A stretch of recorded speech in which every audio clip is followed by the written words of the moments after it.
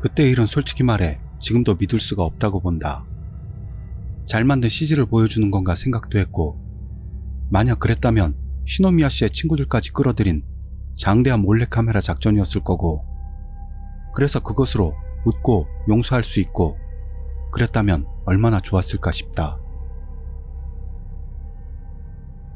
어제 소라쿠 씨를 기다리면서 우리는 소동의 피해가 얼마나 확산됐는지를 조사했다.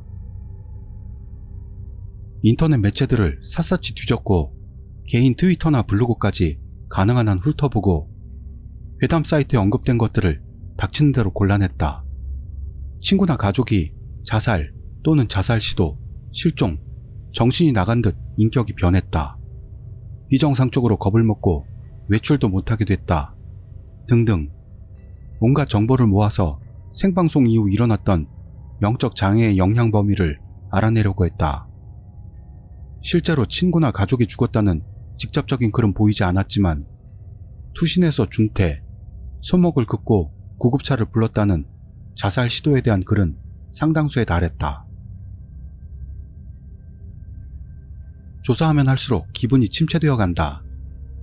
영적 장애에 대해서는 사고 취급으로 하기로 했고 우리에게 직접적인 책임은 없다는 방송국의 입장은 이해했고 모든 영적 장애에 대해 책임을 지는 것 따위는 할 수도 없다.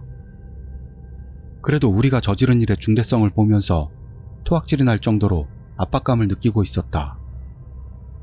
자살 확정 0건, 자살 시도 16건, 실종 의심 30건, 괴기 현상 100건 이상. 우리 몇 명이 단 몇 시간만 조사했는데도 엄청난 수의 글이 발견됐다. 거짓이었으면 좋겠다, 꿈이라면 좋겠다 했지만 실제로는 큰 피해가 없었다 할지라도 그런 생각들을 깨부수는 데이터였다. 자살 확정이 0인 것은 단순히 유족이 글을 올릴 수 있는 틈이 없어서 그런 건 아닐까. 이만큼 자살 미수나 실종이 있었지만 실제로 죽은 사람은 0명이었습니다 같은 생각은 너무 아니란 생각이다. 죽은 다치바나 씨나 다카요리사 사람들을 포함한다면 적어도 사망자는 10명 이상은 될 것이다. 답답한 분위기인 채로 조사를 진행하고 있는데 문득 시노미야 씨가 머리를 들더니 주위를 둘러봤다. 그리고 슬그머니 왔어 라고 말했다. 그 직후 회의실 전화가 울리고 고바야시 씨가 소라쿠 씨의 도착을 알렸다. 고바야시 씨가 소라쿠 씨를 데리러 나가고 나는 시노미야 씨에게 무슨 일이냐고 물었다. 엄청난 기척이 오고 있다고 시노미야 씨는 말했다. 그리고 몇 분 만에 소라쿠 씨가 회의실로 들어왔다. 언뜻 보기에는 이상한 점은 없다. 소라쿠 씨는 분명히 피곤해 보이는 것 같았지만 정신은 바짝 차리고 있는 것으로 보였다. 내 뒤쪽에서 시노미야 씨가 헛구역질을 하는 소리가 들렸다. 도착한 소라쿠 씨에게서 문제의 상자, 그 안에 숨어있던 괴이들의 이야기를 듣고 시노미야 씨가 소라쿠 씨에게 앵망이를 해봐도 소용이 없었고 그래서 시노미야 씨는 어딘가로 전화해서 상담을 하는 것 같았다. 보리오방님 일가가 찾아와서 할아버지와 상자에 대해 질문을 하던 중 갑자기 전통복을 입은 풍채 좋은 남자가 회의실로 들어왔다. 카노시라는 영능력자로 시노미야 씨가 불렀다고 한다. 그 뒤로도 시노미야 씨의 지인인 영능력자들이 모이고 이래저래 6명의 영능력자가 회의실에 결집했다. 시노미야 씨가 소동의 경위를 설명할 때 진구지시라는 영능력자가 이상한 말을 꺼냈다. 시노미야 신사의 따님이시죠? 당신 어머님이 보통 분이 아니라는 정도는 모두 알고 있지. 시노미야 신사? 어머님? 시노미야 씨 신사의 딸이었던 건가? 아까도 전화로 엄마라고 말했던가? 시노미야 씨에게로 눈길을 향하니 장난이 들킨 어린애 같은 표정으로 고개를 움츠려 보였다. 영능력자들끼리 입을 맞추고 소라쿠 씨를 중심으로 원형의 진을 만들더니 갑자기 소라쿠 씨가 괴로워하기 시작했다. 목을 조인 것처럼 하고 몸부림을 치고 있다. 우선 키가 큰 남자 영능력자가 불경을 읊기 시작했고 영능력자들 하나하나가 각각의 방법으로 재령을 시작했다. 한동안 서로의 재령이 이어지고 소라쿠 씨가 또다시 갑자기 절규를 지르고 코피를 뿜어내며 굳더니 시노미야 씨가 일어서서 소라쿠 씨의 얼굴 조금 앞에 손을 댔다. 나중에 들은 말로는 여자 홀령의 팔만이 나타나서 소라쿠 씨의 목과 얼굴을 있는 대로 힘껏 잡고 있었다고 한다. 그 악령의 손을 움켜쥐고 부서뜨렸다는 것. 그러자 소라쿠 씨는 실이 끊어진 듯 뒤로 넘어지고 달려온 영능력자들이 소라쿠 씨를 살핀다. 문득 히라노 씨라는 아줌마 영능력자가 빙의된 것처럼 되더니 방구석에서 엄청나게 불쾌한 기척이 나타나는 걸 깨달았다. 그리고 우리는 보고만다. 머리가 긴 여자가 갑자기 회의실 안에 나타난 것을. 하고 고바야시 씨가 숨을 삼켰다. 고바야시 씨에게도 아베에게도 보이는 것이다. 보리호박님 일가는 서로 부둥켜 안고 떨고 있다. 환각이 아니다. 영능력자들뿐 아니라 우리 모두에게 그 여자가 보이고 있었다. 그 여자, 즉 여자의 홀령은 아무것도 하지 않고 서 있기만 했다. 그 눈은 영능력자들을 향하고 있고 우리는 신경도 쓰지 않는 것 같았다. 다행이라고 생각했다. 사태는 전혀 나아지지 않았고 소라쿠 씨는 얼굴에서 피를 흘리며 강하게 쓰러진다. 그런데도 그 여자 홀령이 바로 우리를 습격하지 않아 다행이었다. 카노 씨가 여자 홀령에게 다가갔고 우리는 여자 홀령과는 반대측 방구석으로 이동한 후 벽에 바싹 붙었다. 창밖에선 거센 폭풍우가 신음소리를 울리고 회의실은 폴터가이스트 현상으로 난리가 났다. 고바야시 씨는 물론 보리호박님 일가도 한계다. 아베는 아무래도 주위에 주의를 기울일 정도로 여유가 있어 보였다. 무슨 일이 생긴다면 나와 아베가 대처할 수밖에는 없다. 그 뒤에 일어난 일은 다시 생각해도 전혀 현실감이 없다. 하는 노성을 지르며 카노 씨가 여자 홀령에게 무언가를 하기 시작했다. 손만을 휘두르며 춤추는 것처럼 가라다의 형태 같은 느낌으로 가끔 오! 하는 기합을 넣고 있다. 여자 홀령은 카노 씨에게 다가오려는 것처럼 양손을 조금 앞으로 올린 채 카노 씨와 일정 거리를 유지하고 있다. 복싱 같은 격투기에서 서로 간격을 두고 있는 듯한 구도였다. 그런 광경이 계속된다고 생각했더니 젊은 여성 영능력자인 렌자쿠 씨가 카노 씨에게 달려가 서로 무언가 이야기를 주고받는다. 그리고 카노 씨가 노성과 함께 여자 홀령에게 검 같은 것을 들이댄다. 그 카노 씨의 등에 렌자쿠 씨가 부적을 붙이는 듯 보였다. 그때까지 카노 씨와 일정 거리를 두고 있던 여자 홀령이 뒤로 날아가듯이 사라져버렸다. 교착 상태로 보였던 그 재령, 아니 그 대결은 렌자쿠 씨의 가세에 의해 카노 씨의 승리로 끝난 것 같았다. 유유히 히라노 씨를 둘러싼 원으로 돌아가는 카노 씨. 엄청난 영능력자의 당당한 뒷모습에 동경까지 느꼈다. 잠시 후 빙의됐던 히라노 씨가 제정신으로 돌아오더니 하고 얼빠진 웃음소리로 웃었다. 주위의 영능력자들이 히라노 씨를 에워싸고 질문을 던진다. 한동안의 문답 후 시노미야 씨와 렌자쿠 씨가 방에다 실을 펼쳐 두르더니 금줄처럼 장식을 해나간다. 그리고 시노미야 씨의 기도가 시작됐다. 회의실 안을 돌아다니면서 신사에서 신주가 하는 것처럼 축사를 외우고 있다. 기도가 시작된 지 얼마 지나지 않아 회의실 어디선지 중얼거리는 소리가 들리기 시작했다. 둘러보니 아베와 고바야시 씨, 보리호박님 일가도 불안한 듯 회의실 안을 살펴보고 있다. 들린다. 나도 마찬가지로. 영감 같은 건 털끝도 없는데도 들려오는 그 소리는 분명히 이 세상 것은 아닌 소리라는 느낌으로 듣는 것만으로도 불안과 공포를 느낀다.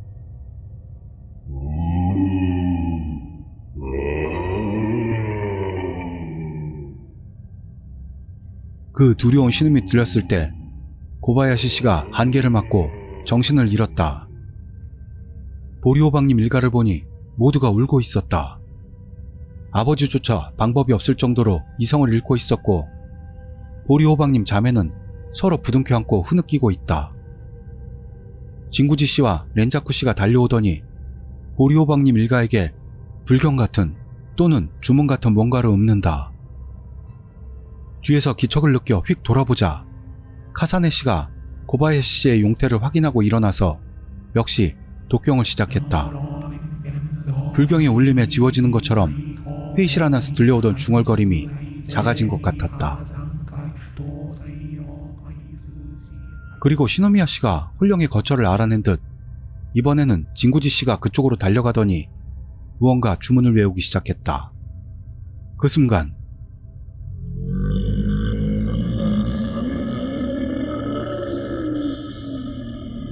하는 큰 신음이 방 안에 울려 퍼지고 눈을 의심할 만한 광경을 다시 보게 된다. 시노미야 씨의 눈앞. 조금 어두워진 그 공간에 상반신만 떠있는 노파가 있었다. 내 위치에서는 멀어져 표정까진 잘 보이지 않았지만 엄청나게 무서운 얼굴을 하고 있는 건 알았다. 굉장히 화가 나 있는 그런 인상이다. 시노미야 씨에게 있는 곳을 들켜서 화가 난 것인지 진구지 씨가 읊었던 주문이 잘못됐는지 어쨌든 분노에서 날뛰는 그 노파의 말은 그때까지와는 비교도 할 수 없을 정도의 중압감으로 우리에게 덮쳐왔다. 몸이 무겁고 손발을 움직일 기력도 없다. 노파의 모습을 본 순간부터 나는 이제 죽는다라는 공포가 전신을 휘감았고 절망이 회의실 안을 뒤덮고 있다. 나만이 아니다. 아베도 보리호박님 일가도 게다가 독경을 하는 카사네 씨와 다른 영능력자들조차 노파가 바라는 공포에 집어삼켜지는 것 같았다. 그 공포의 진원지에 있는 시노미야 씨와 진구지 씨. 그 두 사람은 이제 더는 안 될 거라고 생각했지만 시노미야 씨가 무려 노파 홀령을 향해 한 걸음을 내딛었다. 이어 진구지 씨가 몸짓을 섞어 불경인지 주문인지를 중얼댄다. 한 번, 두 번, 세 번. 몇 번째의 주문을 외운 뒤 쉭! 하는 소리와 함께 진구지 씨가 손을 노파 홀령을 향해 뻗었다.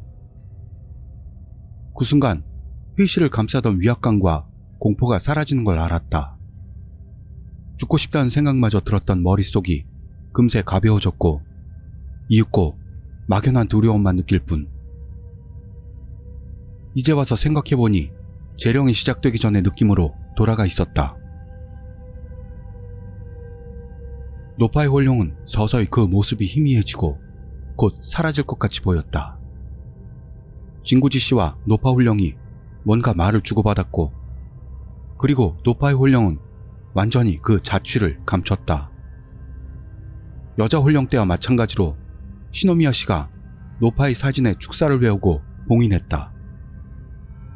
남은 건 나머지 한 장의 사진. 자세를 가다듬으려 해도 전신을 감싸오는 피로로 서 있기도 힘들다. 노파의 홀령이 사라져서 마음은 편해졌지만 육체 쪽은 그렇지도 않았다. 이젠 괜찮습니다.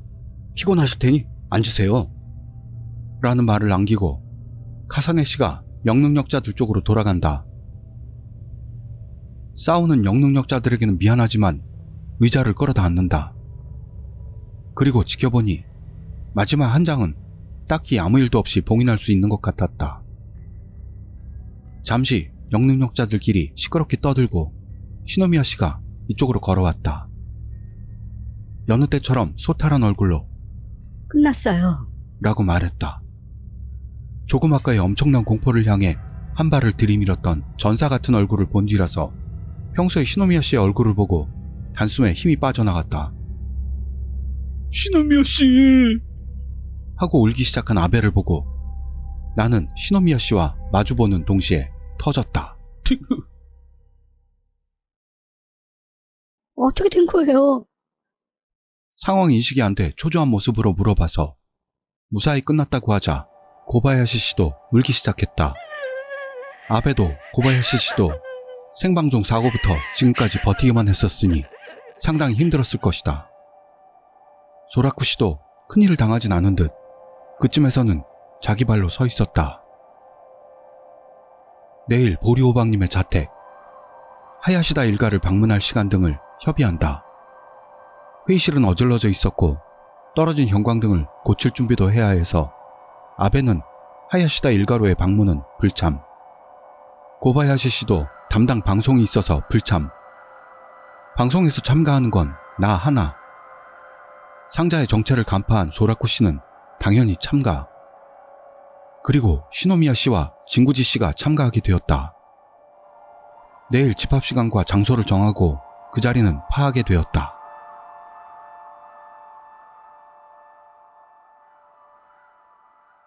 역전의 쓸쓸한 상정과 끝부분쯤, 이곳 또한 쓸쓸하게 서 있는 하야시다 사진관이라는 낡은 사진관 앞에 선다. 20년 이상 전에 폐점했는데도 불구하고 지금도 그대로 남아있는 것은 사진관을 운영하던 하야시다 겐조 씨 일가가 그대로 살고 있기 때문이다. 옆에는 비교적 새로운 독채가 서 있고 하야시다라는 문패가 보인다. 신축한 독채에 사는 보리호박님 일가와 거의 이가구 주택처럼 생활하고 있는 것일까? 우선 새집 쪽 벨을 누른다. 바로 대답이 있더니 보리호박님이 나왔다. 간단히 인사를 마치고 서둘러 사진관안을 보여달라고 한다. 열쇠 가지고 올게요. 라며 자기 집으로 돌아가는 보리호박님의 뒷모습을 보면서 다시 한번 사진관을 바라본다.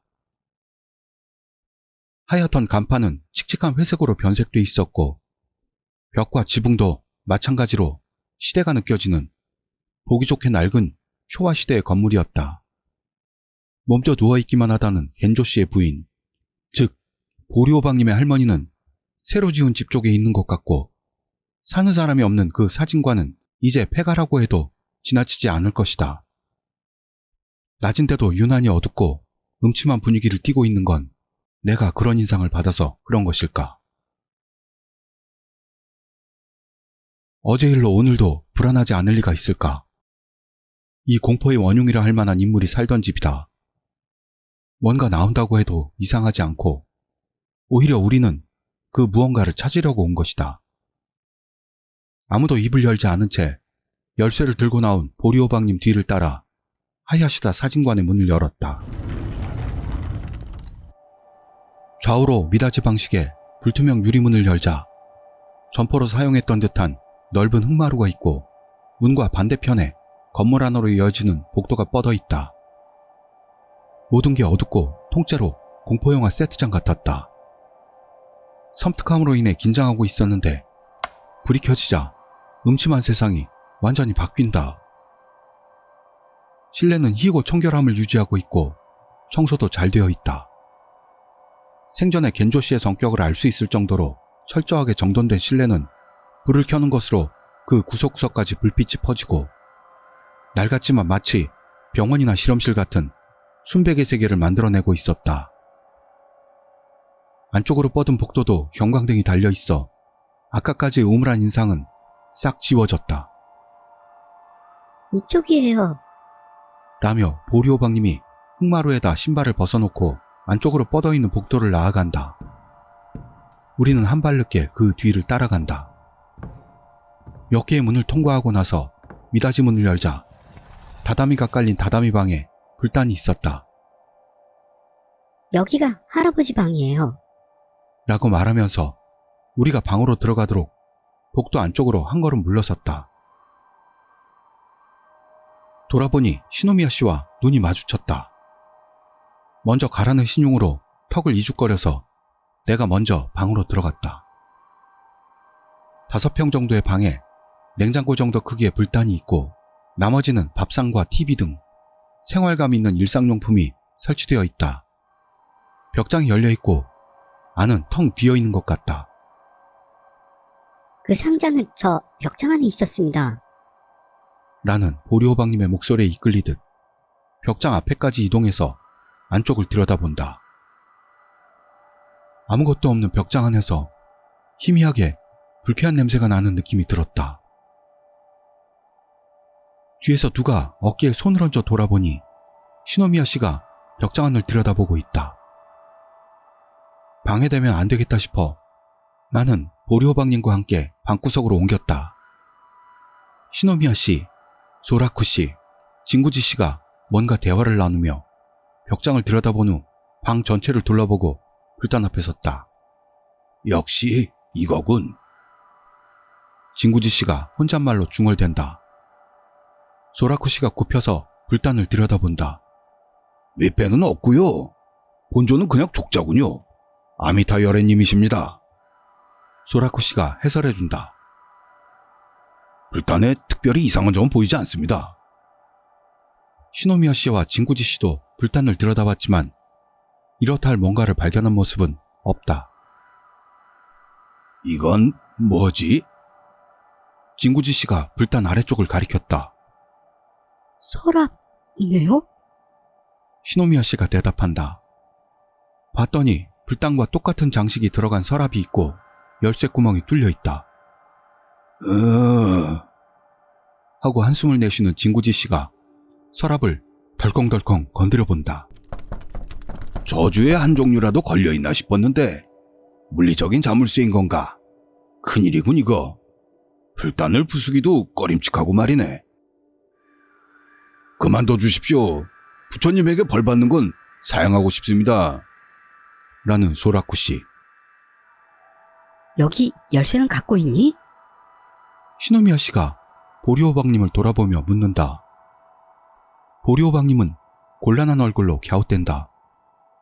전혀 모르겠어요. 부모님께 잠깐 물어볼게요. 그러더니 휴대전화를 꺼내 전화를 걸었다. 한동안에 문답이 오가고 전화를 끊는다. 부모님도 모르는 것 같아요. 불탄을 부숴도 상관없다는데요? 소라쿠 씨가 하고 신음했다. 열쇠 가게 불러볼까요? 아무 생각 없이 뱉은 그 한마디에 모두의 시선이 내게 집중된다.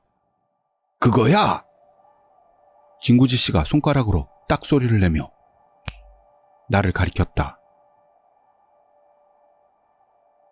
30분도 지나지 않아 열쇠공이 도착하고 소라쿠 씨가 간단히 불경을 외운 후 서랍 자물쇠 해체 작업이 시작됐다.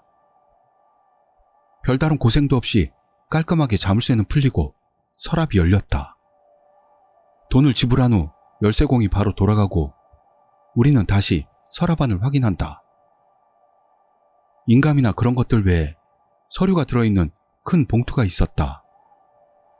봉투에는 아무것도 적혀있지 않다. 내용물을 꺼내보니 하야시다 겐조님 이라고 적힌 한 통의 편지가 들어있었다. 붓으로 쓴 꽤 오래된 편지다. 오래된 어체의 글을 겨우 읽어낸다. 요약하면 이런 글이었다. 하야시다 겐조님께 지난 쿠마노에서의 입산 수행에서 자네의 진지한 태도에 감명을 받았소. 목숨의 위협조차 두려워하지 않는 열심은 실로 훌륭하다고 말할 수밖에 없습니다. 그래서 자네에게 한 가지 일을 부탁하고 싶소. 성불하지 못한 가엾은 홀령들을 불러 모아 달래는 상자를 보내니 자신의 직을 살려 신명에 관계된 사진을 수집해 모으도록. 충분히 때가 찬 새벽녘에 일제 공양을 위해 본부에서 상자를 받으러 찾아가겠소. 그때까지는 사진을 넣을 때 외에는 결코 상자를 열면 안 되네. 안으로 불러들인 홀령이 사령의 한 종류로 밖으로 달아나 버린다면 주위에 준비되어 있지 않은 사람들에게 영적 장애를 일으킬 가능성이 있으니 엄중히 관리해 주시오. 이것은 당 종파의 창립자이신 덴도 사네미츠 가네오사 선생에게 헌신하신 쿠마노 다이공개님께서 내린 영혼 구제의 사명을 완수하기 위해 절대 불가결한 비술이므로 자네의 가족이라 할지라도 말을 꺼내지 않도록 하게. 나대지지 않게 끊임없이 정진하도록. 이런 내용이었다. 천도종의 본부 코기 칸스케의 서명과 함께 가나가와 현으로 시작하는 주소가 기재되어 있다. 소인의 날짜는 쇼와 45년, 즉 1970년. 그때부터 훌륭을 모으고 있었다는 것인가. 이건 확정이군. 그 상자는 분명 의도를 가지고 만들어진 것임이 틀림없네. 진구지 씨가 혼잣말을 했다. 게다가 정반대의 설명을 하고 있습니다. 성불할 수 없는 혼령을 모아 위령을 한다는 게 그 상자에 설치된 장치를 생각한다면 있을 수가 없습니다. 소라쿠 씨가 거기에 답한다. 목소리에 분노가 스며 있다. 이 편지를 보낸 놈이 그 상자를 만들었던 건가? 천태종을 빙자하고 있지만 분명 달라. 천도종이라니 들어본 적도 없는 종파입니다. 아미타 열애님을 섬기거나 하는 게 미묘하게 천태종으로 위장하고 있는 것 같아서 그런 데까지도 일종의 악의가 느껴집니다. 천도? 사네미츠? 카네우사? 시노미야 씨는 들어본 적 있나? 아니요, 저도 처음 듣는 이름입니다. 편지를 보낸 게 쇼와 45년. 적어도 그때까지는 이 단체는 활동하고 있었을 거야. 지금은 어떻게 됐을까? 확실하진 않아요. 지금도 활동하고 있다면 웹사이트 정도는 있을 테지만 폰으로 검색해봐도 아무것도 나오질 않네요. 역시나 시노미야 씨. 조사가 빠르다. 가나가와인가? 지금부터 가볼까? 가볼 필요는 있겠지만요. 조금 더 정보를 모으고 나서 가는 게 좋겠어요. 아무리 생각해도 사교입니다. 가서 본다고 해도 어떤 위험이 도사리고 있을지 몰라요. 그렇군. 소라쿠 씨가 첨언한다. 이 단체가 뭔가 의도를 가지고 그 상자를 만든 겁니다. 그렇다는 건 상자가 여기만 보내줘온 건 아닐 것 같습니다.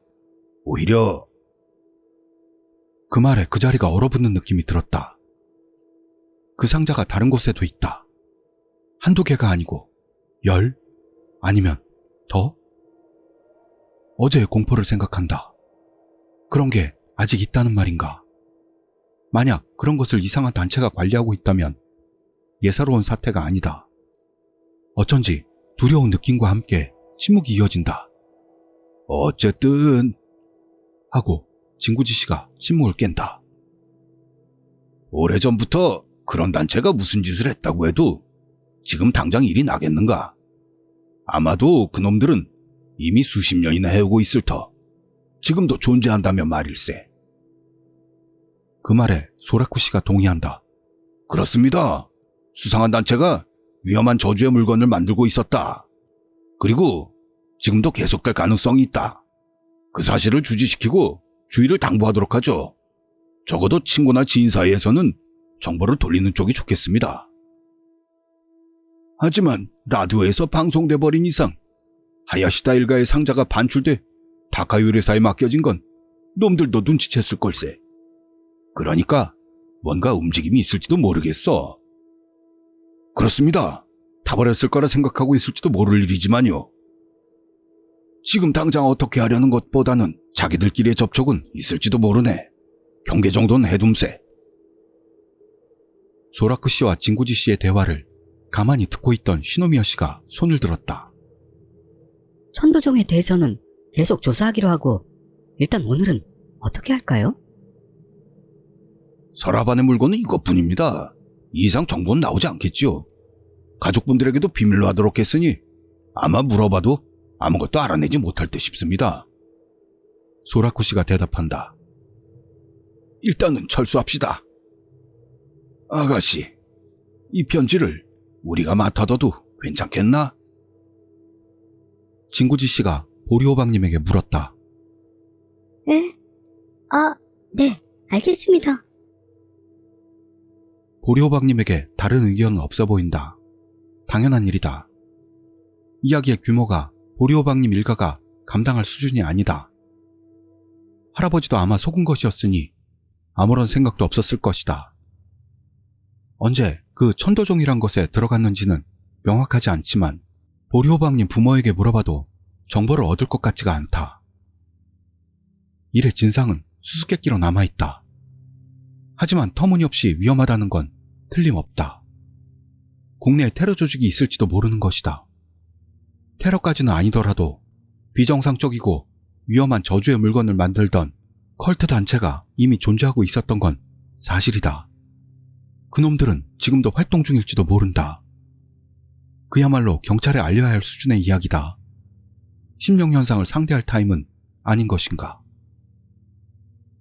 가슴 안쪽에 무거운 게 들어앉은 것 같은 불안을 떠안은 채 우리는 하야시다 사진관을 떠났다. 서로 인사를 마치고 각자의 집으로 돌아간다. 나는 시노미야 씨와 내일 일정을 잡고 헤어졌다.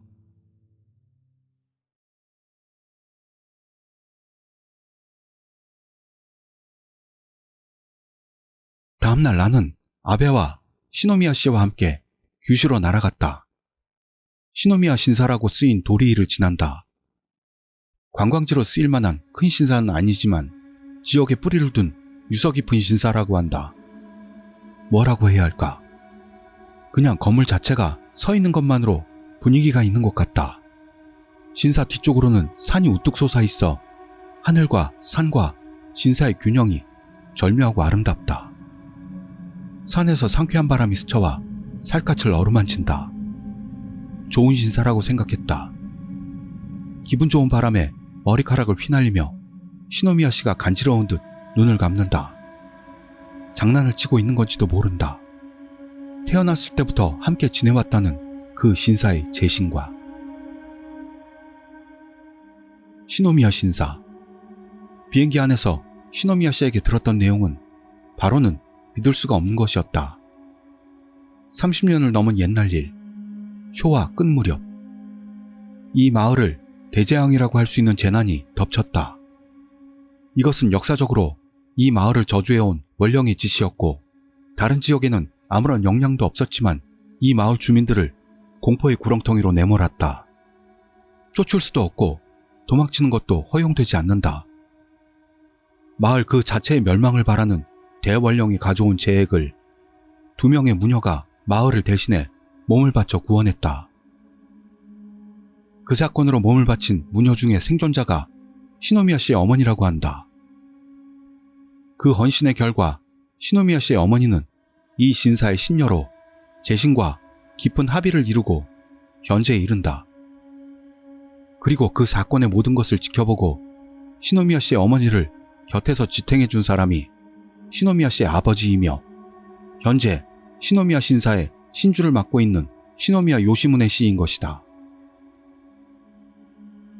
아는 사람들은 다 아는 일본 유수의 파워 스팟이자 그 영험을 전해들은 상담자들이 끊임없이 찾아오는 신의 가호를 받는 성지. 그것이 시노미야 씨의 생가라는 것이다. 그런 집에서 자랐기 때문에 시노미야 씨 자신도 양친과 마찬가지로 제신의 가호를 정면으로 받고 있다고 한다. 시노미야 씨 자매도 똑같이 홀령을 보는 힘이 있고 신녀인 어머니가 직접 만든 부적을 몸에 지니고 다니는 한 항상 제신의 수호가 따라다닌다는 것이었다. 어서 와라. 갑자기 그런 소리가 나서 놀라 목소리가 나는 방향으로 돌아보니 한 명의 여성이 서 있었다. 말을 할 때까지 전혀 눈치채지 못했다. 기척 자체가 안 났다는 것은 아니다. 지금에서야 알겠지만 처음 도리이를 지날 때부터 이 사람의 기척에 휩싸여 있었던 것이다. 이 신사의 공기를 그대로 사람의 형상으로 만든 듯한, 그래서 신사의 경치에 녹아들어 주목할 일이 없었던 그 사람의 기척. 깜짝 놀랐지만 알고 보니 아무것도 없는 평범한 여성이다. 나이는 40 전후라고 말하고 싶었지만 시노미야 씨의 이야기에 따르면 50은 넘었을 것이다. 미녀라고 하기에는 너무 수수하고 단순히 동안이라고 할 수도 없다. 이상하게도 나이를 먹는 게 늦었다는 그런 느낌이다. 신녀. 이 사람이 시노미야 씨의 어머니가 틀림없을 것이다. 다녀왔어요, 엄마. 시노미야 씨가 어리벙벙한 목소리로 어머니를 부르며 다가간다. 딸에게 미소를 돌려준 그 사람은 나와 아베에게 얼굴을 향하더니 살짝 머리를 숙였다. 처음 뵙겠습니다. 미나즈키의 어머니인 시노미야 사츠키라고 합니다. 잘 와주셨습니다. 마치 여관의 여주인과도 같은 유창한 인사말을 건넨다. 손님들에게 익숙해져 있는 걸 테지만 그 부드럽고 편안한 인사에 긴장감이 완전히 풀리고 말았다. 처음 뵙겠습니다. 곤도라고 합니다. 일전에는 갑작스런 부탁에 응대해 주셔서 감사합니다. 그렇게 말하고 고개를 숙인다. 옆에서 아베도 머리를 숙이고 있다. 기도를 촬영하는 걸 제안한 건 저니까 괜찮습니다. 자, 그럼 안으로 들어가시죠. 그래서 본당과는 다른 건물로 안내된다. 아빠는? 시노미야 씨가 어머니인 사츠키 씨에게 물었다. 병원에 갔어. 전화로 말했잖니. 굉장히 중요한 사람이 왔다고. 그 사람이 어제 입원했단다. 아, 그렇게 위험한 건이야? 이미 큰일이 벌어졌다. 한두 번 기도하는 정도로는 꿈쩍도 하지를 않아 오랜 인연이 있는 것 같아서 어제 갑자기 내 발로 기어서 벽을 탔어. 그러더니 천정까지 올라갔다가 떨어져서 골절이 됐어. 우와, 동물령인 거야? 여우라고는 보이지만 기도하면 숨어버려서 말이야. 마이다 씨의 신에게 부탁해보든가 하면 어때? 타라치 히메님, 엄마는 직접 만날 적도 없으니까 안 될걸? 누군지 알아냈어? 그걸로 끝났으면 좋았겠지만 굉장히 무서운 영가라서 까딱 잘못하면 목숨까지도 빼앗길지도 모른다. 아무렇지도 않은 듯 대화를 나눈 내용은 일반인으로선 알아듣지도 못할 것이었다. 그런 상태로 일반인과는 동떨어진 모녀의 대화를 들으며 복도를 나아간다. 나온 방은 응접 세트가 놓여있는 어떤 사무실 같은 방이었다. 자리에 앉길 권해 소파에 앉는다. 나와 아베의 반대편에 시노미야 씨와 사츠키 씨가 앉았다. 다시 한번 인사를 나누고 일련의 경위를 내가 설명했다. 사츠키 씨는 계속해서 끄덕이며 잠자코 모든 이야기를 들은 후 몇 번인가의 질의응답을 마친 후 알겠다고 했다. 그럼 태워 올리는 공양과 기도 준비를 하고 올 테니까 여기서 기다려 주십시오. 아니면 뭔가 준비할 게 있으신가요? 그렇게 물어서 카메라 기재의 준비를 하고 싶다고 전한 후 시노미야 씨에게 우리를 본당으로 안내하라고 한 후 사츠키 씨는 방에서 나갔다. 본당에 들어서니 초대형 신단 한가운데 동그란 거울이 모셔져 있었다. 시노미야 씨가 너무 깊게 절을 하는 바람에 우리도 그렇게 따라했다. 90도까지 허리를 굽히고 절을 2번. 천천히 2번 손뼉을 치고 나서 다시 절. 베레라고 하는 것이다. 지금까지도 신사에 참배했을 때는 구경만 했는데 신제를 눈앞에 두고 처음으로 진짜 베레를 체험하며 나는 호기심이 스멀스멀 속에서 올라오는 것을 느꼈다. 허리를 90도로 숙이는 절이 이렇게 힘든지는 몰랐다. 그럼 준비할까요? 시노미야 씨가 말했다. 카메라 석 대, 마이크 하나, 기도에 방해가 되지 않도록 신중히 배치한다. 실시간 기도와 최대한 같은 시선의 영상을 만들고 싶었다. 공포방송 촬영 전 기도를 받을 때 제단을 등 뒤로 둔 신주가 축사를 읊으며 오누사를 흔들고 참가한 우리는 가볍게 고개를 숙이고 기도가 끝나기를 기다린다. 그 위치를 재현했다. 제일 안쪽에 제단이 있고 그 앞에 사츠키 씨가 이쪽을 향해 선다. 그리고 기도를 받는 위치에다 핸디캠을 삼각대에 고정하여 세팅한다. 좌우에서 본당 전체를 찍는 영상과 액마기를 받는 정면의 위치에서 사츠키 씨만을 찍는 위치이다. 나와 아베도 그 카메라 뒤에 서서 기도를 받는 것이다. SD카드를 초기화시키고 배터리가 100%인 것을 확인, 렌즈, 그리고 기타 문제는 없는지 체크하고 준비를 마쳤다. 뒤를 돌아 밖에 경내를 본다. 맑은 하늘 아래 배정과 흰 참배길이 있고 신사 주위를 나무가 둘러싸고 있어서 바깥 세상은 보이지 않는다. 마치 일본의 역사적인 풍경 같은 마음이 안정되는 그 경치에 한숨이 새어나온다. 후 하고 뒤에서 바람이 부는 것 같다. 말도 안 된다. 경내는 눈앞에 펼쳐져 있고 내 뒤로는 신체밖에는 없는 실내인데 조심스럽게 뒤를 돌아보니 그곳에는 분명히 재단과 신체인 거울밖에 없었다. 전망 좋지? 하고 말하는 듯한 기분이 들었다.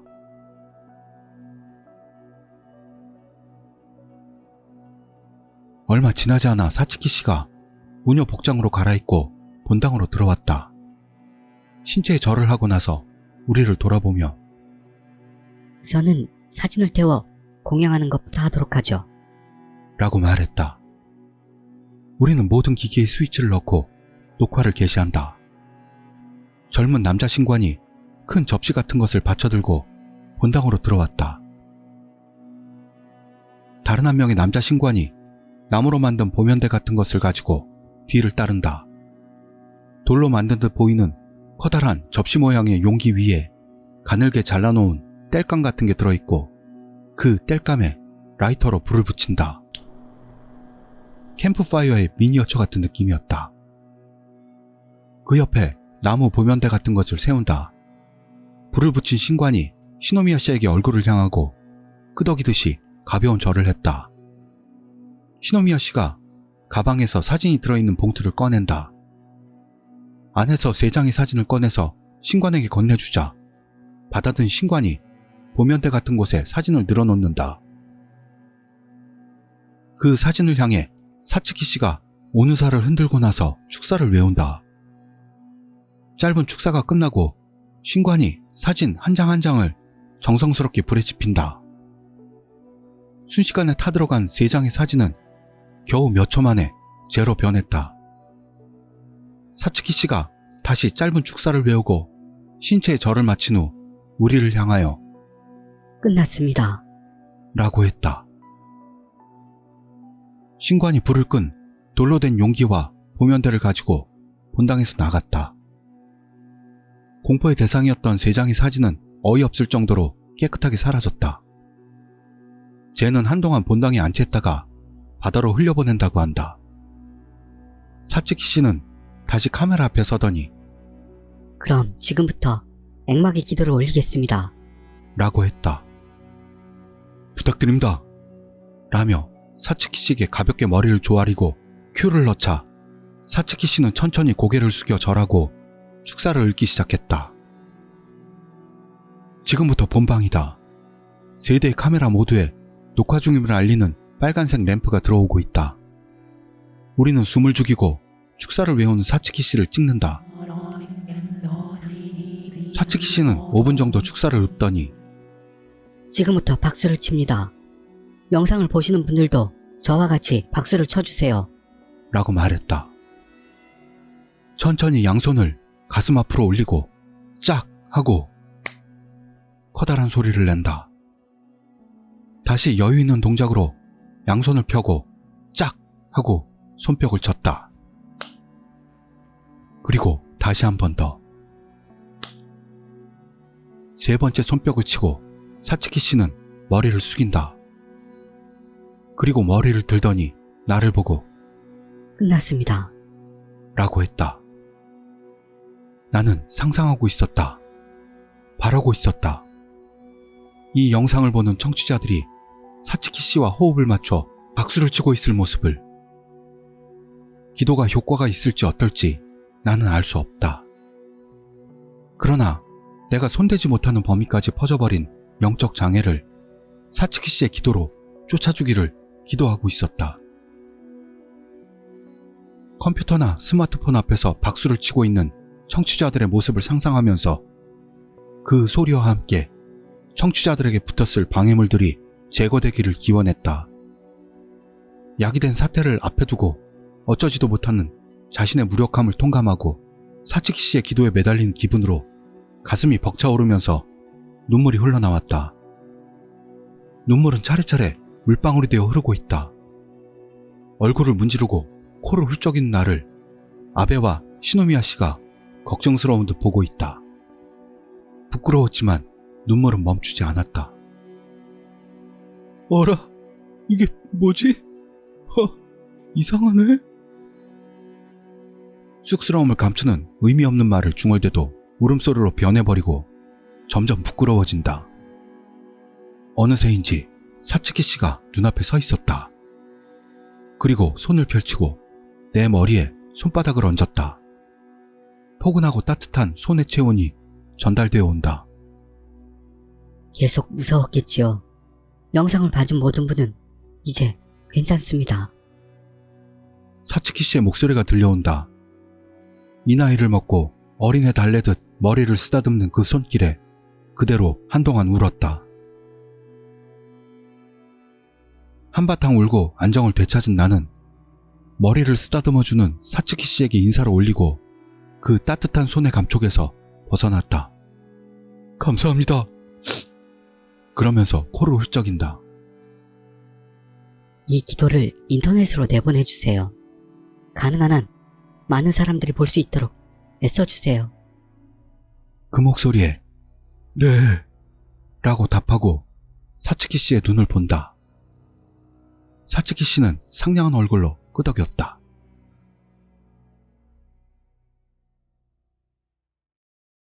무사히 촬영을 마치고 사츠키 씨에게 깊은 감사를 전하고 귀갓길에 오른다.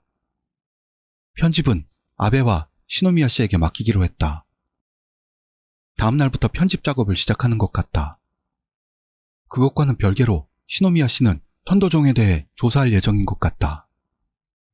나는 주말 방송을 위해 사건의 전모를 정리하기로 했다. 가능한 소동의 모든 것을 청취자들에게 공개할 예정이지만 말 못할 부분도 있다. 보리오방님의 할아버지가 수상한 종교에 가입해 있던 것. 그 컬트 종교의 지시에 의해 영가들에게 고독수를 행했던 일. 그런 상자가 아직도 더 있을지도 모른다는 것. 이것들은 공개하기로 결정했다. 차사고로 죽은 다치바나 씨에 대한 일은 숨기지 않으면 안 되지만 지난 저녁에 눈을 떴다는 연락을 조금 아까 받은 칸조인 씨에 대한 것은 이야기해도 될 것이다. 사츠키 씨의 혈통도 숨기지 않으면 안 된다. 명능력자 몇 명에 의한 합동 재령으로 상자 안의 혼령들 중 보스격인 혼령을 봉인한 일은 즐겁게 이야기할 수 있을 것 같다. 거기까지 정리하고 나는 칸조인 씨가 있는 병실을 방문하기로 했다. 오후 대낮에 햇살이 들어오는 병실 침대 위에 몸을 일으킨 칸조인 씨가 어머니와 대화를 나누고 있다. 나를 알아챈 칸조인 씨가 가볍게 고개를 숙이고 인사해준다. 어머니는 퇴원 수속을 위해 자리를 떴다. 생방송 날이 첫 대면이었던 탓에 녹화 이외로 칸조인 씨와 얼굴을 맞대고 이야기하는 것은 이게 처음이다. 일단 의자를 끌어당겨 앉았지만 서로 무슨 말을 하면 좋을지 모른 채 갑작스런 침묵이 내려앉는다. 우선은 내가 사죄했다. 어설픈 방송으로 위험한 일을 당하게 된 것. 아버지인 다치바나 씨에 대한 것. 칸조인 씨도 자기의 역부족을 사과해 주었다. 그 후로 모든 것을 말하려고 했지만 전부 알고 있다고 한다. 누구에게 들었단 말인가? 아니, 눈을 뜬 것은 어제일 텐데. 어머니가 나 말고 예를 들면 고바야시 씨에게 연락했을지도 모른다. 그렇다고 해도 고바야시 씨는 방송국 일도 있고 내게 연락도 하지 않고 혼자 칸조인 씨 병문안을 왔던 건가? 그래서 모든 일을 이야기했다. 도무지 납득이 가질 않는다. 내가 황당해하는 것을 말리기라도 하듯 칸조인 씨는 봤으니까요. 라고 말했다. 네? 뭐지? 여기 계속 누워 있었습니다만 전부 봤습니다. 아버지가 사고로 돌아가시고 절이 불타고 거기 있던 스님이 빙이 되고 그래서 방송국에 갔더니 영능력자들에게 둘러싸여 재령을 받고 왼손이 부러지고 그 탓에 엄숙하게 생긴 아저씨 영능력자에게 당해 사진이 봉인됐죠. 라며 그때까지 이불 속에 넣어두고 있던 양손을 꺼내 이불 위에 올려놓았다. 머리를 숙여 시선을 내리자 깁스로 고정된 왼 손목을 오른손으로 만지고 있다. 이게 뭐지? 이 섬뜩함은? 쓰러질 때 머리를 부딪혔는데 지금은 괜찮습니다. 하지만 그 여자에게 당해 부러진 이 손이 아파서요. 그러면서 깁스를 가리킨다. 심장이 경종을 울리기 시작한다. 이상하지 않은가? 뭐가 이상한 걸까? 이건 뭐지? 칸조인 씨는 손목을 다치진 않았다. 넘어졌을 때. 아니, 그럴 리가 없다. 검사에서는 아무런 것도 나오지 않았을 텐데. 그 여자? 그 여자라니 누구? 시노미야 씨? 시노미야 씨에게 당해 부러졌다고? 손목을? 이건... 고개를 숙이고 있던 칸조인 씨가 천천히 얼굴을 들었다. 손목을 바라보던 나도 천천히 시선을 위로 향한다. 그곳에는 칸조인 씨가 아닌 그 여자 홀령의 얼굴이 있었다. 눈이 마주치자 시익하고 얼굴을 일그러뜨리며 웃었다. 나도 모르게 소리가 새어나오면서 뒤로 물러난다. 앉아있던 의자에 다리가 걸려 뒤로 넘어졌다. 있는 대로 엉덩방아를 찌은 탓으로 엉덩이에서 머리 위까지 뚫고 나가는 것 같은 통증이 온다. 그런데도 눈앞의 광경에서 눈을 뗄 수가 없다. 뭐야, 이건... 아까까지 칸조인 씨가 있던 침대에는 지금 그 여자 홀령이 앉아있다. 병원 검사복을 입은 채로 아까까지의 칸조인 씨와 같은 모습으로, 그런데도 칸조인 씨와는 전혀 다른, 얼굴도 머리카락의 길이도 전혀 다른 그때 봉인당에 술터인 여자의 홀령. 거기에서 나를 보고 있다. 뭐지 이건? 어째서? 칸조인 씨는? 어째서 이 여자가 여기 있는 거야? 어째서? 이상하잖아. 왜?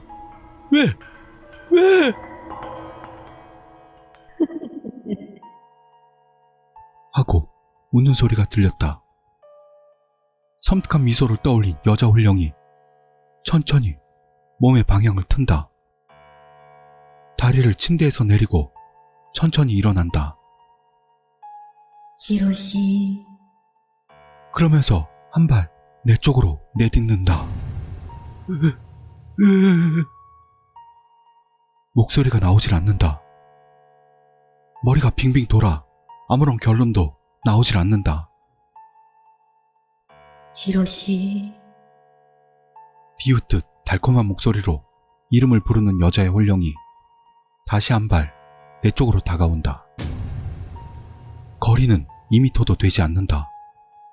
다시 한 걸음. 엉덩이를 바닥에 댄 채 뒤로 물러난다. 손이 미끄러져 몸이 기운다. 다시 한 발. 자세를 바로잡으려 애써도 당황해서 몸이 잘 움직이지 않는다. 그런데도 이 여자에게서 멀어지고 싶다. 그 일념으로 필사적으로 몸을 움직인다. 다시 한 발. 마치 악몽 같은. 몸이 전혀 움직이지 않는다. 그만둬. 그렇게 중얼대는 나를 깨달았다. 생각과는 다른 말이 멋대로 나오는 것처럼 현실감이 없다. 다시 한 걸음. 마침내 눈앞에 여자의 홀령이 서 있다. 기분 나쁜 희죽거리는 얼굴로 나를 내려다보고 있다. 그리고 천천히 몸을 굽혀 내 가슴에 오른손을 얹었다. 묵직하게 여자 홀령의 체중을 실어온다. 손을 얹었을 뿐인데 움직일 수가 없다. 억눌려 있다는 것을 깨달았다. 그만둬. 입이 멋대로 움직인다. 머리는 돌아가질 않는다. 손발을 버둥거려도 몸이 움직이지 않는다.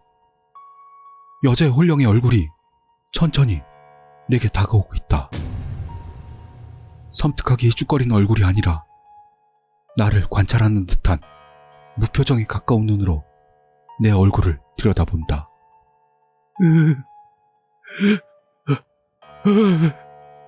그만둬. 스스로도 울고 있는 걸 알았다. 바로 어제 사츠키 씨 앞에서 흘렸던 눈물과는 전혀 다른 절망적인 눈물이 넘쳐났다. 어째서 이렇게 된 걸까? 그 생각만이 가득했다. 아무런 생각도 할 수가 없다. 나는 죽임을 당할 것이다.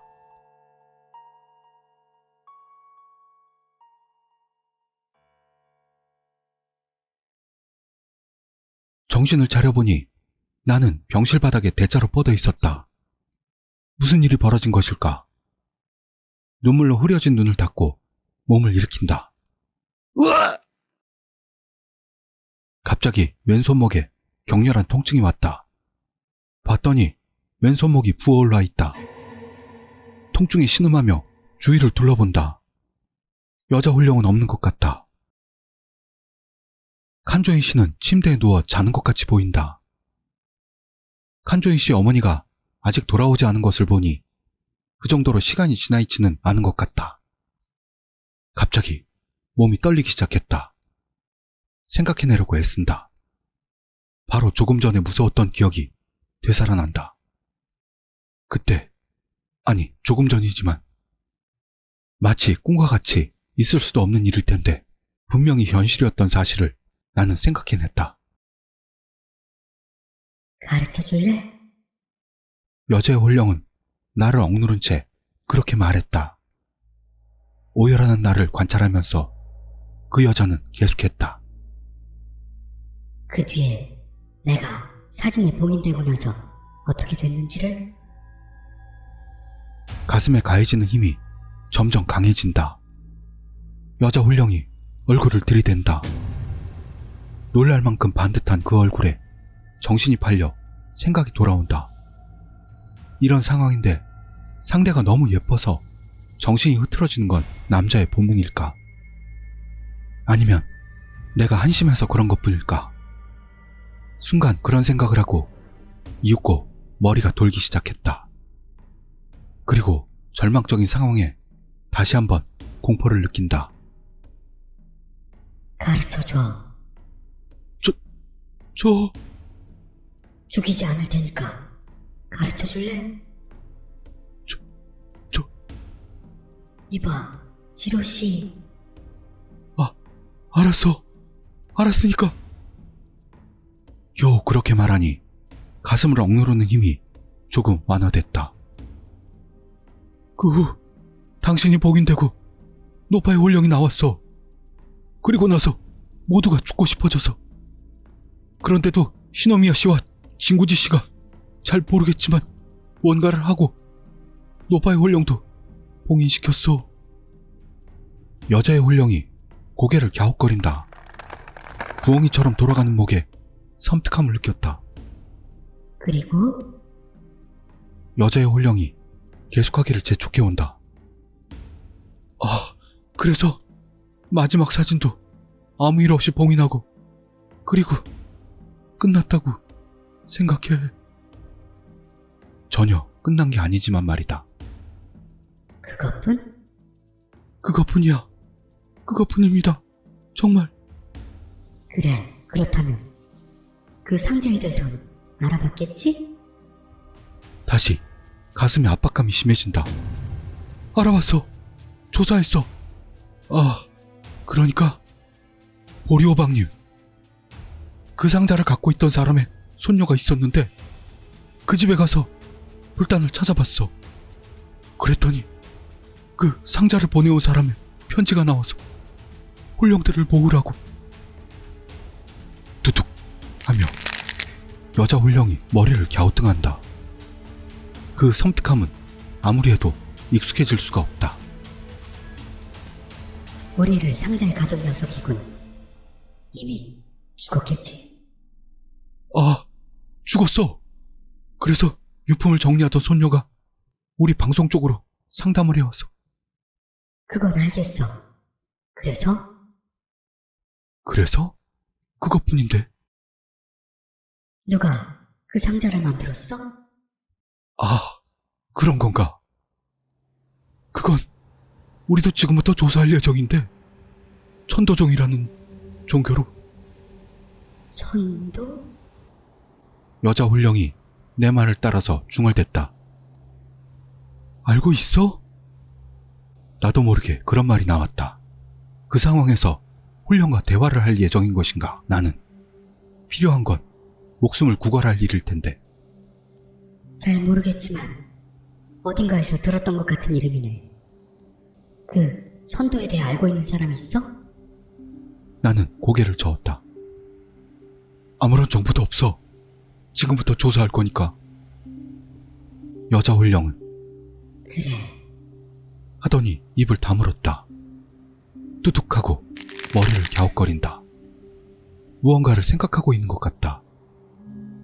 몇 초간을 그러고 있더니 여자의 홀령은 내 가슴 위에 얹었던 오른손을 거두고 앞으로 숙이고 있던 몸을 일으켰다. 그리고 넘어져 있는 내 왼손목을 잡고 말했다. 그 여자에게 전해줄래? 이 고통을 잊을 수가 없으니까 반드시 상기시켜주겠다고. 그러더니 내 손목을 잡아당겨 내 몸을 일으키더니 다시 얼굴과 얼굴이 가까워지고 우두둑 소리가 나고 왼손목에 엄청난 통증이 다가왔다.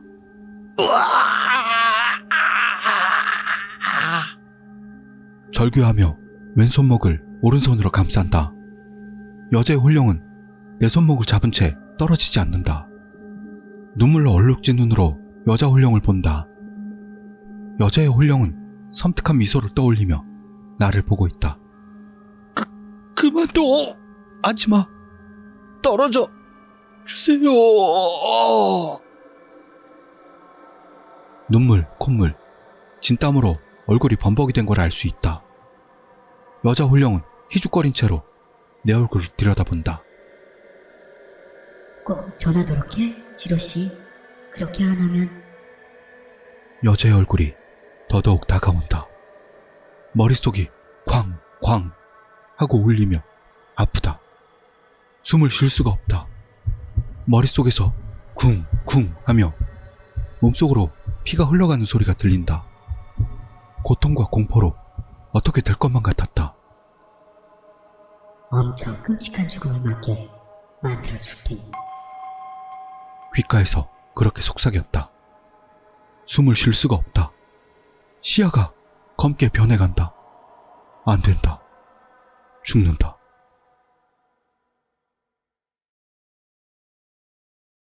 그리고 정신을 차린 나는 아무 일도 없던 것처럼 자고 있는 칸조인 씨를 보고 조금 아까의 경험이 꿈이었던 건 아닐까 생각한다.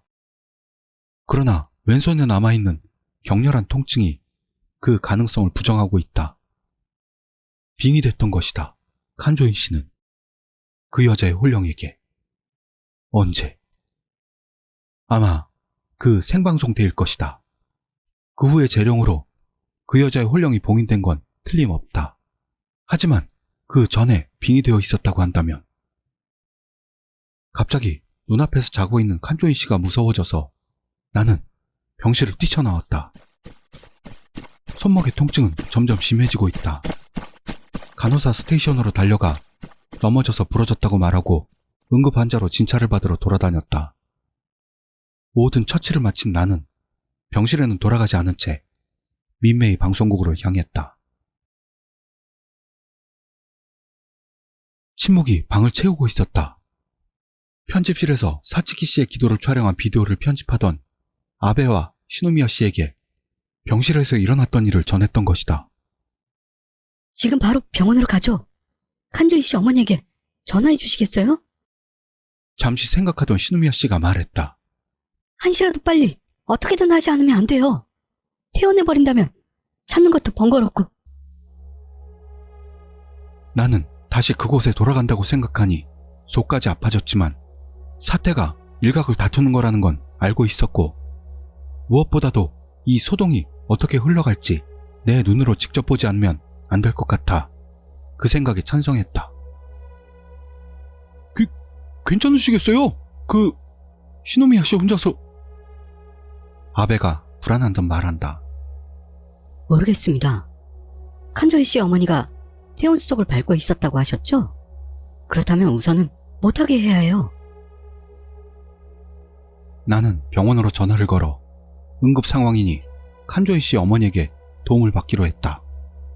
다치바나 씨의 죽음을 전했을 때와 같은 요령이다. 그러자 돌아온 병원의 대답은 이미 퇴원하셨습니다. 라는 것이었다. 다시 침묵이 내려앉는다. 한 발 늦었다. 그때 내가 도망쳐 돌아오지 않고 칸조인 씨의 어머니에게 병원에 머물러 달라고 설득할 걸. 그러나 나는 도망쳐 나왔다. 공포에 질려 민메이 방송국으로, 시노미야 씨가 있는 곳으로 도망쳐 온 것이다. 두려움과 한심함으로 말이 나오질 않는다. 미안하다고 말해야만 하는데 어쩔 수 없어요. 지로씨, 뼈까지 부러졌으니까요. 그러면서 시노미야 씨는 계속한다. 손목을 부러뜨린 건 저에 대한 안갚음이에요. 지로씨는 피해자니까 도망치는 게 당연해요. 마치 마음을 읽힌 것 같았다. 감이 좋은 사람일 뿐만 아니라 영적인 무언가가 시노미야 씨에게는 있는 걸까? 미안합니다. 그렇게만 말하니 시노미야 씨는 갸우뚱해 보인다. 그 여자의 홀령과는 다르게 따뜻함이 전해져 오는 사랑스러운 몸짓이었다. 그리고 시노미야 씨는 사츠키 씨와 그때 모였던 영능력자 모두에게 전화를 돌리고 일이 끝나지 않았다는 것을 전하고 현재 표적은 자신인 것, 칸조인 씨의 행방을 쫓고 있다는 것, 필요하다면 손을 빌려줬으면 한다는 뜻을 전했다. 싫어하는 것 같았던 카노 씨도 마찬가지로 연락한 것 같다. 결국 그 이후로 칸조인 씨를 찾지 못했고 딸이 실종됐다고 어머니가 방송국에 전화를 했다.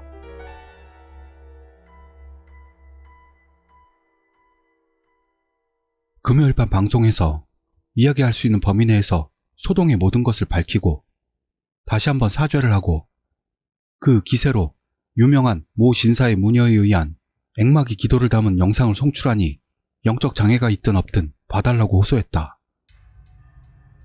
앵마기 영상 조회수는 며칠 만에 10만 회를 넘어 이번 소동과는 다른 의미에서도 화제를 낳았다. 이번 생방에서 영적 장애를 받고만 청취자들 말고도 그 영상으로 인해 저주가 풀렸다는 사람이나 오랫동안 고통받던 괴기현상에서 해방된 사람으로부터의 글이 꽤 많이 올라왔고 인터넷에서는 그 무녀는 누구, 어느 신사지, 감사 인사 올리러 가야 하니까 정보 공개 요청합니다 등의 댓글이 불타오르는 사태까지 벌어졌다. 그 결과에 시노미야 씨는 침착해 보였지만 반드시 복수하겠다는 여자 홀령의 저주를 안고 살아가는 것에 불안은 다소나마 느끼고 있을 것이다.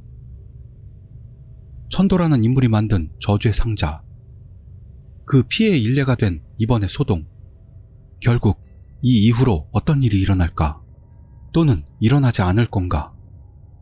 두려운 마음은 지워지지 않고 머리 한구석에 계속 남아있을 것이다. 그런데도 우리는 일상으로 돌아갈 것이다. 언젠가 찾아올지 모를 공포에 떨면서 알고 있는 힘 있는 영능력자들과의 연결에 희망을 찾고 괴담 수집가 같은 거창한 직함을 자처하는 이상 나도 이 세계에서 발을 뺄 수는 없다. 무엇보다 나는 이번에 소동 당사자 중 한 명이다. 보리호박님처럼 친구나 가족이 실종된 사람들을 돕지 않으면 안 된다.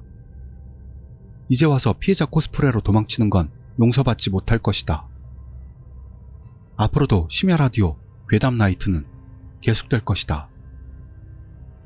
다가올 새로운 심령 재해를 대비해 경종을 울려가며 청취자들에게서 전해져 오는 하나하나의 보고를 보며 천도의 그림자를 찾는 것이다. 그럼 오늘도 방송 시간이 됐습니다. 여러분도 주변에서 일어나는 불가해한 사건에 주의하시면서 생활하시길 빕니다. 무슨 일이 있다면 방송 트위터로 알려주십시오. 특히 천도종에 대해서는 말입니다. 뭔가 아는 분이 계시다면 꼭 정보를 주시길 부탁드립니다. 이런 말을 해도 될까? 라고 생각하며 계속한다. 그리고 천도종 분 중에 듣고 계시는 분이 계시다면 방송으로 연락을 주십시오. 우리는 사이비가 아니다 라는 생각이 있으시다면 말이죠. 그게 정당한 의견이라면 방송에서도 정식으로 사죄드리고 정정하지 않으면 안 되니까요. 잘 부탁드립니다. 그럼 괴담 나이트 오늘 밤은 여기까지입니다. 다음 주에 다시 뵙겠습니다. 다음 주에 봬요. 사요나라.